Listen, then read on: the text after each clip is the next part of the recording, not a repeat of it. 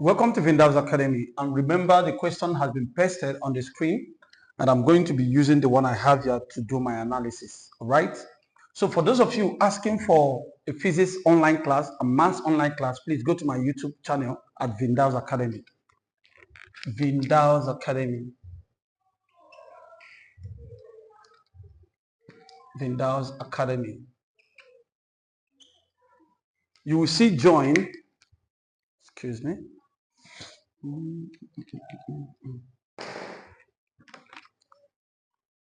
So in my YouTube channel, you see join at the icon. If you open my YouTube channel, you see the join. When you click on the join, it will show you packages, especially the WAEC and JAM students and its equivalent around the world. If you click on that and pay or subscribe for it, then you'll get me involved. Then we can start having our online classes. But let's look at this question. The question says that he said an object of mass 5 kg, this is the object of mass 5 kg, moving with a velocity of 4 meters per second, collide with another body 2 kg, moving with 2 meters per second, in the same direction. That is why I'm showing them to be in the same direction. So after collision, what happens? He said if the collision is perfectly inelastic, calculate the final velocity. All right, this is momentum, and according to the principle of momentum or conservation of momentum, it says that momentum before is the same thing as momentum after. So if I have mass of the body, the first body m1, and its initial speed u1, plus mass of the second body m2 and its initial speed u2, that this is initial momentum, that this initial momentum must be equal to the final momentum. What is the final momentum? Which is mv1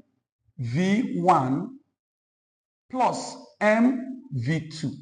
Now let me show you, m1 v1, m2 v2. Let me show you what I mean. Listen, when we talk about momentum, we're talking about mass times velocity. This is called momentum, sometimes used as P.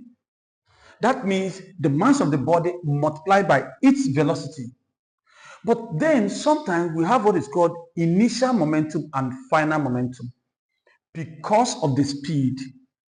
Initial momentum is when mass multiplied by the initial speed, and final momentum is mass multiplied by its final speed. The speed can change, but the mass does not change. So let us apply it here. So initial speed for the first one is 5 times, the mass is 5, initial speed is 4, plus mass is 2, initial speed is 2, equal to mass is still 5, but I don't know the final speed, plus the mass is 2, but I don't know the final speed. Final speed of this one and the final speed of the other one. But look at something they said. If you look at the question I pasted, it says collision is perfectly inelastic.